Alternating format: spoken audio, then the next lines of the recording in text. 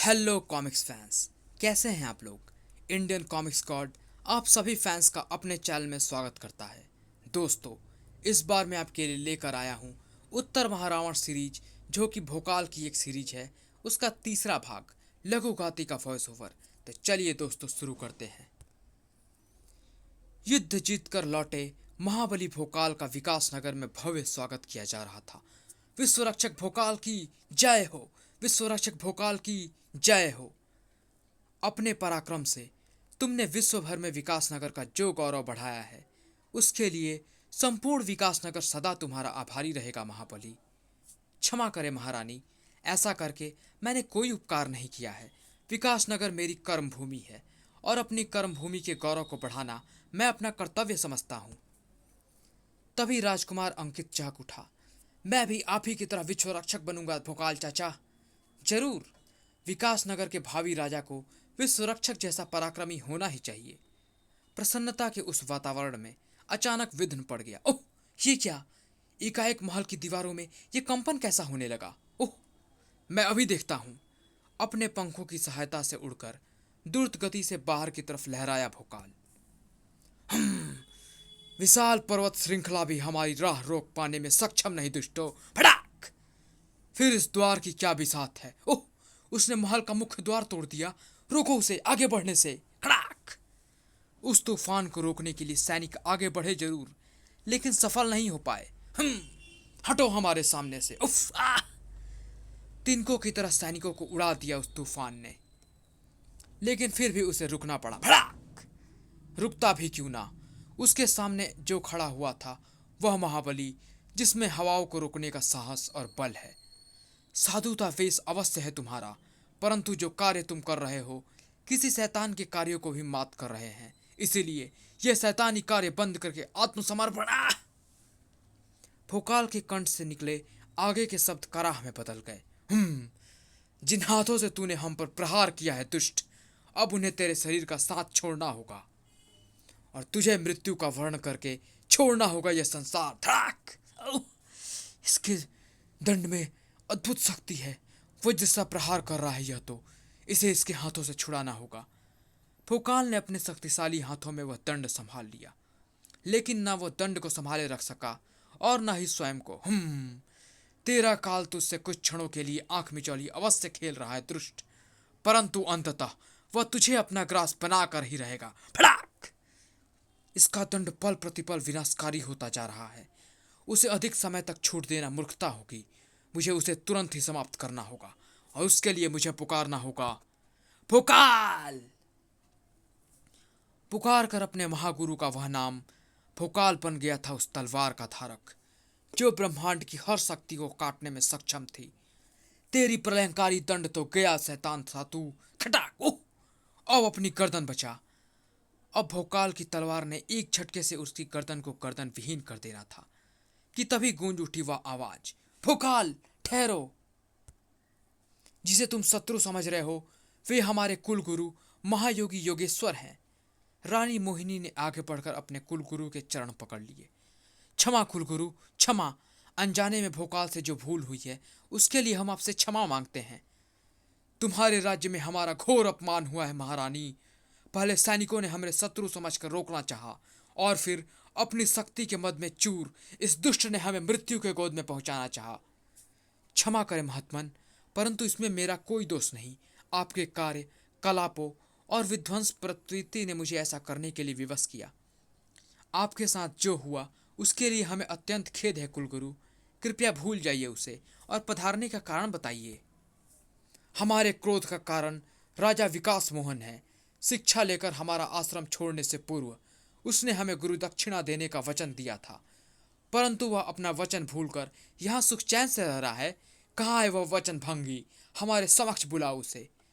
उत्तर में रानी मोहिनी की आंखें आंसुओं से और स्वर पीड़ा से भर गया। क्षमा करें कुलगुरु, महाराज अब इस संसार में नहीं रहे। उसे गुरु दक्षिणा मरने से पूर्व देनी चाहिए थी।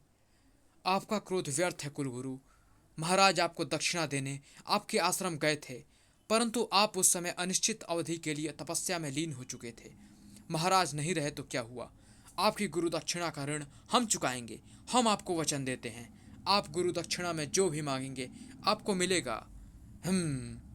हमने गुरु दक्षिणा ना ली तो महाराज की आत्मा सदा इसकी ऋणी रहेगी, इसीलिए उनकी आत्मा को ऋण मुक्त करने के लिए हमें गुरु दक्षिणा लेनी ही होगी। और गुरु दक्षिणा में हमें चाहिए राजकुमार अंकित। वज्रपात से कम नहीं थी महायोगी की वह मांग। राजकुमार अंकित, ये आपने क्या मांग लिया कुलगुरु? कृपया राजकुमार को छोड़कर कुछ और मांगिए। नहीं, हमें गुरु दक्षिणा में राजकुमार अंकित ही चाहिए, मात्र राजकुमार अंकित। महायोगी योगेश्वर अपनी मांग पर अटल थे और राहिनी मोहिनी वचन दे चुकी थी, इसलिए हमने आपको राजकुमार अंकित गुरु दक्षिणा में दिया कुलगुरु। नहीं महारानी, ऐसा मत कीजिए। नहीं भोकाल, हमें मत रोको, हम महाराज की आत्मा को ऋणी नहीं देख सकते। कुछ ना कर पाने की व्यवस्था साफ नजर आ रही थी भोकाल के चेहरे पर, जबकि महायोगी योगेश्वर के चेहरे पर नजर आ रहा था जमाने भर का प्रतिशोध।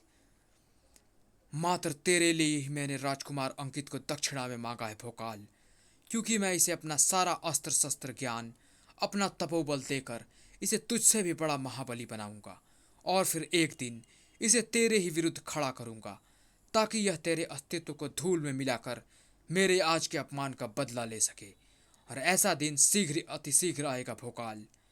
प्रतिशोध की अग्नि में झुलसते महायोगी योगेश्वर को इस बात का जरा भी भान न था कि उनके कदमों के नीचे क्या अनर्थ हो रहा था, लेकिन राजकुमार अंकित उस अनर्थ से अनजान नहीं था रहा। ओह!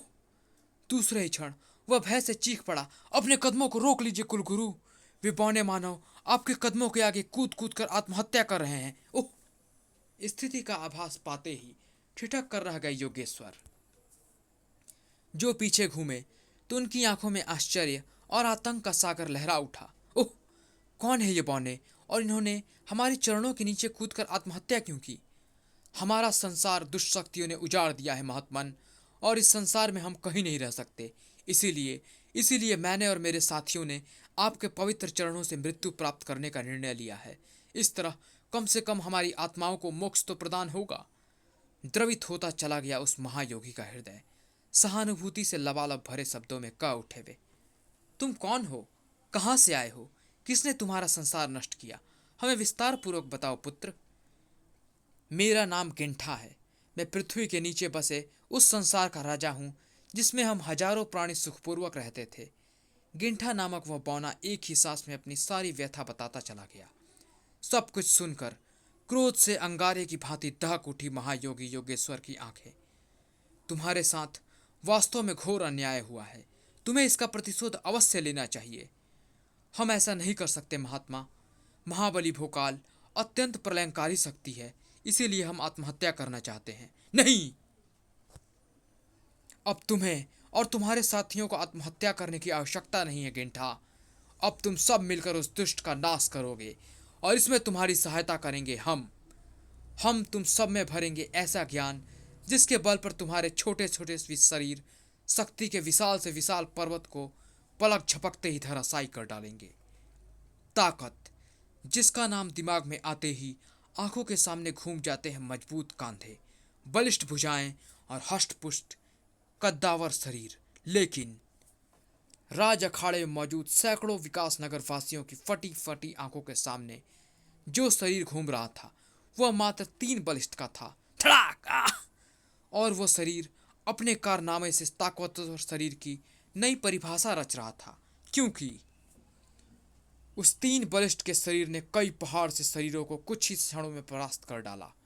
भाग जाओ, हमारे समक्ष जो भी आएगा वह इसी तरह जीवित प्रतिमा में परिवर्तित हो जाएगा। यह बौना कोई दुष्ट शक्ति लगती है। सैनिकों, समाप्त करो इसे। हथियार संभालकर सैनिक उस बौने की तरफ लपके।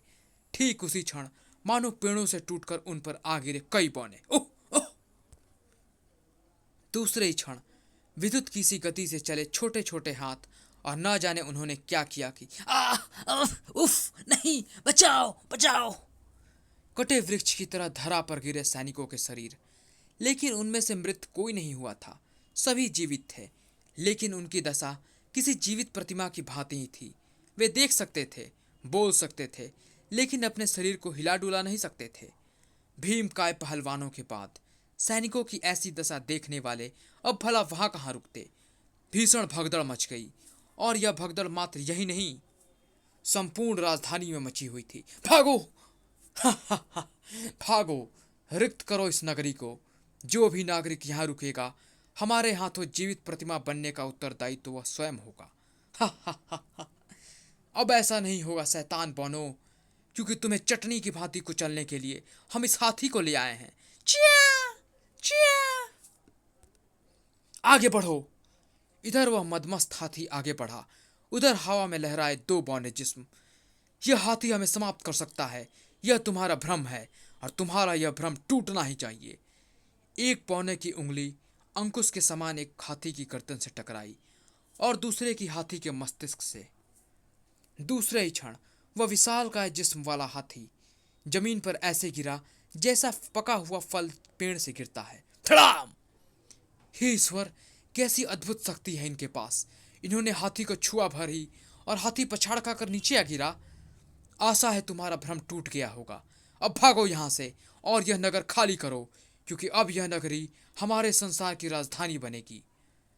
राजधानी नहीं, तुम्हारे लिए शमशान बनेगी यह नगरी। दुष्ट बानव, अपने अपवित्र उद्देश्य के साथ अगर तुम तुरंत ही यहाँ से भागे न तो महाबली भोकाल आ गया और मीडवानों की खैर नहीं। भोकाल के आगमन ने जहां विकासनगर वासियों को पुलकित कर दिया, वहीं बौनों के क्रोध को और भी भड़का डाला। यही है वह दुष्ट भोकाल, समाप्त कर डालो इसे, निकाल लो इसके प्राण से इसके शरीर से। भोकाल के प्राणों की चिंता छोड़ो शैतान बनो, और अपने प्राण बचाकर यहाँ से भागो। भाग जाओ इस नगरी से, अन्यथा तुम सबकी चिताएं यहीं जलेंगी। हम यहाँ से भागने नहीं, अपितु इस नगरी पर अधिकार जमाने और तेरी चिता जलाने आए हैं भोकाल। धड़ाक! अभी भी समझाने का पुट भरा हुआ था भोकाल के स्वर में। तुम्हारे पास कोई अद्भुत शक्ति अवश्य सही, परंतु फिर भी शारीरिक बल और कद काठी के कारण तुम हमारा सामना नहीं कर सकते।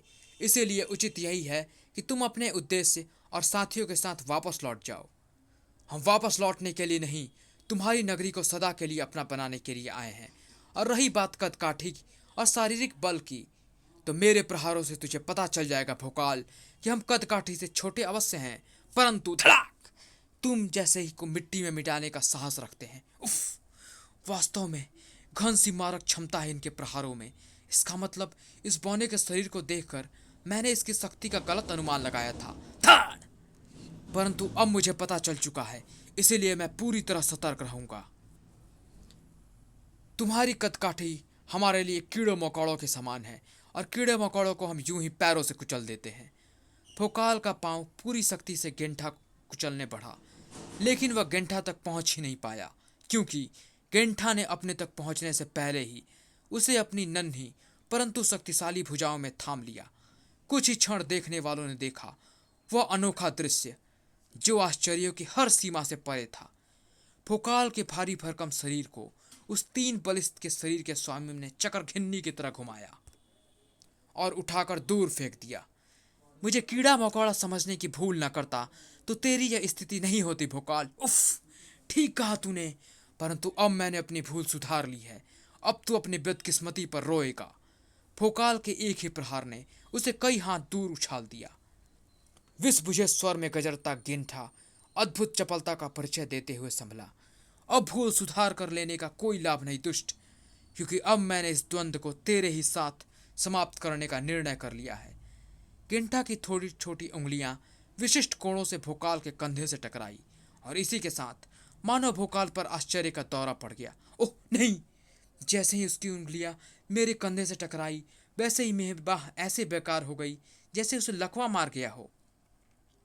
एक बाह को देखकर इतना आश्चर्यचकित ना हो भोकाल, क्योंकि तेरी यह दूसरी बाह भी पहली बाह की तरह ही बेकार होने वाली है। और बाह ही क्या, तेरा तो सारा शरीर ही बेकार होने जा रहा है। उफ! गेंठा की फुर्ती के आगे पहले भोकाल कुछ भी नहीं कर पाया, और अब कुछ करने की स्थिति में नहीं था, क्योंकि उसका सारा शरीर बेकार हो चुका था और वह बन गया था जीवित प्रतिमा। अपने लाखों प्रयत्नों के पश्चात भी मैं तिल भर भी नहीं हिल पा रहा हूँ, परंतु फिर भी मैं मृत्यु से बच सकता हूँ, क्योंकि शरीर की तरह अभी मेरी ध्वनि अवरुद्ध नहीं हुई है और मैं बोल सकता हूँ, भोकाला। भोकाल के कंठ से निकलता महागुरु भोकाल का नाम उसकी जुबान पर आ पाता, उससे पहले ही गेंठा की सधी हुई उंगलियां उसके कंठ से आ टकराईं और भोकाल के गले में ही घुट कर रह गया भोकाल का नाम। इसने मेरा कंठ भी अवरुद्ध कर दिया, और ऐसा यह किसी जादुई या चमत्कारी शक्ति से नहीं, एक ऐसी कला के बल पर कर रहा है जिसका नाम है ओह। तेरी मृत्यु को यहाँ पहुंचने में कुछ ही पल लगेंगे भोकाल, इसलिए तू थोड़ी निद्रा ले ले। गिंठा की उंगलियों के उस प्रहार ने भोकाल के मस्तिष्क को अंधकार में डुबो दिया, और जब भोकाल की चेतना वापस लौटी तो उसने स्वयं को गिंठा और उसके साथियों से घिरा पाया। ये बौने जिस अद्भुत कला का प्रयोग कर रहे हैं, विकासनगर के प्राचीन पुस्तकों में इसका वर्णन है। मर्मांग नाम है इस कला का, और यह कला मुख्यतः नाड़ी विज्ञान पर आधारित है, क्योंकि मनुष्य और जीवों का शरीर असंख्य नाड़ियों और कोशिकाओं से ही बना हुआ है। जीवन के लिए आवश्यक तत्व वायु, पानी, रक्त वगैरह नाड़ियों द्वारा ही पूरे शरीर में संचार करते हैं, और इस संचार से ही मनुष्य व जीवों का शरीर गतिमान व कार्यशील रहता है। मर्मांग कला का ज्ञाता उन्हीं नाड़ियों पर प्रहार कर उनमें अवरोध उत्पन्न करके अपने शिकार को मेरी तरह निष्क्रिय होने के लिए विवश कर देता है। परंतु मर्मांग का ज्ञाता बनने के लिए तो कई वर्षों के कठिन अभ्यास और समस्त नाड़ी के ज्ञान की आवश्यकता होती है। ऐसी योग्यता इन बौनों में कहाँ से आई? ये सभी मर्मांग कला के ज्ञाता कैसे बने? जिन प्रश्नों ने भोकाल के मस्तिष्क में हलचल मचा रखी थी, उसके उत्तर भोकाल को शीघ्र ही मिलने वाले थे। बौनों के सरदार गेंठा के मुंह से, तेरी मृत्यु यहाँ पहुंच चुकी है भोकाल, परंतु उसके हाथों अपने इष्ट देव के पास पहुंचने से पहले अपने इस मृत्यु के आने का कारण जान ले।